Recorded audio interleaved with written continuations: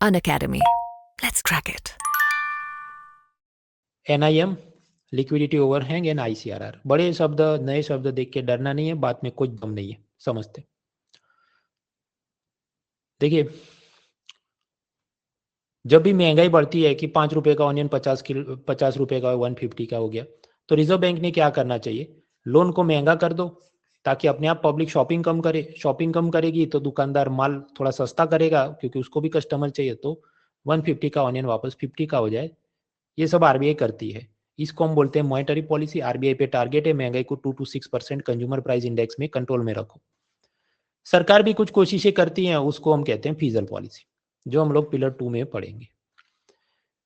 अभी इसके वास्ते आरबीआई क्या कर सकती है कि हमेशा वो लोनेबल फंड्स को थोड़ा कम करा दे। बैंकों के पास मान लीजिए लोन में घुमाने को 100 करोड़ हो और तब ब्याज चल रहा हो, लोन इंटरेस्ट रेट चला 10%, तो आरबीआई क्या करेगी? नहीं नहीं, उनके बैंकों के पास सिर्फ 90 करोड़ ही लोनेबल फंड है, ऐसा मैं करता हूँ। अब बैंक वाले को भी अपनी दुकान चलानी है, same to same profit margin रखना है, तो वो क्या करेगा? फिर अपना लोन इंटरेस्ट रेट बढ़ा के 12% कर देगा।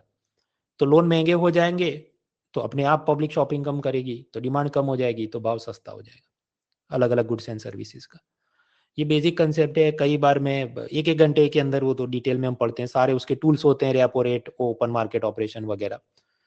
कुल मिलाकर बात ये है, जब भी इन्फ्लेशन से लड़ना है, सीआरआर बढ़ाओ, एसएलआर बढ़ाओ, रेपो रेट बढ़ाओ। ओपन मार्केट ऑपरेशन है तो आरबीआई ने गवर्नमेंट सिक्योरिटी सेल करनी चाहिए सेकेंडरी मार्केट में, और उधर से पैसा एब्जॉर्ब करना चाहिए। अभी मेन कंसेप्ट पे आते हैं। आईसीआरआर क्या है, एनआईएम क्या है, लिक्विडिटी ओवरहैंग क्या है। आपने पैसा बैंक में डिपॉजिट किया, बैंकर आपको 5% ब्याज दे रहा है, और वही पैसा बैंकर अदानी को किसी को लोन में दे रहा है, जहां पर बैंकर 9% उससे लोन इंटरेस्ट रेट चार्ज कर रहा है। तो इन दोनों के बीच का डिफरेंस क्या है? 4%। वो इस बैंक का क्या हुआ? प्रॉफिट मार्जिन है। तो उसे हम कहते हैं net interest margin, NIM, net interest margin. अब ये इक्विलिब्रियम बन गया, फिर अब समझो तकलीफ कब होगी। रिजर्व बैंक ने, आप जानते हैं, पिछले साल 2000 रुपए के नोट को विड्रॉ कर दिया, लेकिन साथ ही साथ ये बोला कि भाई ये अभी भी लीगल टेंडर तो है बराबर, तो मतलब वो पूरी चीज डिस्ट्रॉय तो नहीं हुई है, वो आ गई वापस। अब तकलीफ ये होगी कि बैंक के पास पहले 500 डिपॉजिट में आता था, अभी 2000 रुपए भी डिपॉजिट में आएंगे, क्योंकि जनता जिनके पास थे 2000 के नोट कैश में पड़े थे, जबरदस्ती भी उनको बैंक में डालने पड़े। ऑफ कोर्स वो एक्सचेंज करके निकाल भी सकता है, पर ज्यादातर केस में क्या होता है कि वो बैंक में ही सेव करते हैं कि उस बहाने थोड़ा ब्याज मिल जाए। अब तकलीफ ये है कि पहले बैंकर के पास 500 रुपए थे और वो 9% ब्याज पे घुमा रहा था, अब उसके पास 2500 रुपए आ गए।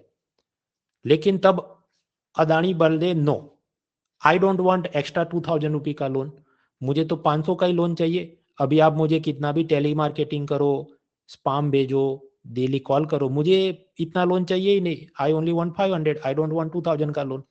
तो बैंक के पास बहुत सारा पैसा सरप्लस में पड़ जाएगा। उस चीज को हम कहते हैं liquidity overhang. Too much cash available with the bankers, क्योंकि सभी लोग जिन्होंने 2000 का नोट डिपॉजिट किया वो विड्रॉ नहीं करेंगे अपने बैंक अकाउंट से। अब ऐसी सिचुएशन में बैंकर परेशान हो जाएगा, क्योंकि ये जो डिपॉजिटर्स हैं उनको ब्याज भी तो चुकाना है, और अदानी तो लोन ले नहीं रहा है, तो फिर इसका मार्जिन और सब चीजें खराब हो जाएंगी। तो लिक्विडिटी ओवरहैंग के दौरान बैंकर क्या करेगा कि मैं अपना लोन इंटरेस्ट रेट जो 9% था उसको मैं कम कर देती हूँ, और अब से मेरा लोन इंटरेस्ट होगा 7%, और फिर से अदानी को मैं SMS sperm, WhatsApp sperm, email sperm, telemarketing call करती हूँ कि सस्ता लोन है, आप ले लो। अब ऐसी सिचुएशन में अदर अदानी और बाकी सब लोग लोन ले भी लेंगे, तो फिर वो दे दनादन शॉपिंग करेंगे, नया बाइक खरीदते हैं, नया मकान खरीदते हैं, नया आईफोन खरीदते हैं। तो ये तो चीज वस्तुओं की डिमांड बढ़ जाएगी, और डिमांड बढ़ेगा तो इन्फ्लेशन बढ़ेगा। तो यानी कि liquidity overhang can result into reduced loan interest rates that can result into increase in inflation. Liquidity overhang होगा, लोन सस्ते हो जाएंगे, लोन सस्ते हो जाएंगे तो महंगाई बढ़ जाएगी। ये तकलीफ हो सकती है। और ये तकलीफ का मूल क्या है? क्योंकि आरबीआई ने 2000 का नोट जो विड्रॉ करवा दिया सर्कुलेशन में से, अब आरबीआई ने आग लगाई है तो बुझानी भी आरबीआई ने ही चाहिए। तो आरबीआई ने बोला ठीक है, मैं एक नया कंसेप्ट लेके आता हूँ, इंक्रीमेंटल सीआरआर। वो बात ऐसी है कि आप जानते हैं बैंकों में अगर 100 रुपए डिपॉजिट में आते हैं तो उसमें से 4.50 रुपीज तो बैंकर ने एक ट्रक में भरने और रिजर्व बैंक में पहुंचा देने, बोल के कि this is cash reserve ratio. और फिर रिजर्व बैंक उसका आगे जो खेल करना हो, उससे उसको एमएसएफ लोन देने हो, रेपो लोन देने हो, कुछ और करना हो, करता रहेगा। इन 4.5 रुपए पे रिजर्व बैंक इस एक्सिस बैंक को कोई ब्याज नहीं चुकाएगा, 0% इंटरेस्ट। तो ये तो चल ही रहा था। लेकिन अब क्या हुआ, 2000 के एक्स्ट्रा नोट आ गए। तो आरबीआई ने बोला देखो ये सीआरआर तो था ही 4.50, लेकिन ये जो 2000 के एक्स्ट्रा नोट आ गए हैं उसके प्रपोर्शन में मैं टेम्पररी बोलता हूं कि और 10% डिपॉजिट लॉक करवाने होंगे, और उसको हम कहेंगे इंक्रीमेंटल सीआरआर। तो 4.50 तो था ही, प्लस और 10% सीआरआर करवा दिया आरबीआई ने टेम्पररी, वो पिछले साल जो भी अगस्त से अक्टूबर रखा था उसने, ताकि लिक्विडिटी ओवरहैंग की जो प्रॉब्लम थी वो कंट्रोल में रहे। हाँ, तो पिछले साल कुछ ऐसा था कि ये नॉर्मली जो डिपॉजिट आते थे उस पे तो मैंने आपको बताया 4.5% सीआरआर है।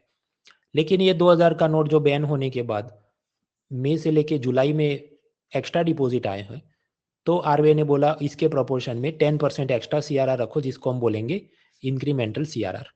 और ये टेम्पररी मेजर था कि अगस्त से लेके अक्टूबर तक ही ये 10% लॉक करके रखना था, फिर ये चीज़ अनलॉक हो जाएगी। तो ऐसा टेम्पररी मेजर लिया था, उसको बोलते हैं इंक्रीमेंटल सीआरआर। ये भी चीज़ आपके हैंडआउट में दी है, पढ़ के खत्म करो। इसमें फिर व्हाट वाई हाउ बहुत लंबा खींचने मत बैठना, वरना उसी में आपकी जवानी खत्म हो जाएगी। कुछ लोग झंडा उठाएंगे, उनका ये कहना है कि देखो एक तरफ डिपॉजिट में पैसा आता है, बैंकर चाहे तो रेपो लोन में भी पैसा ले सकता है, और सारा पैसा फिर कस्टमर को लोन में जाता है।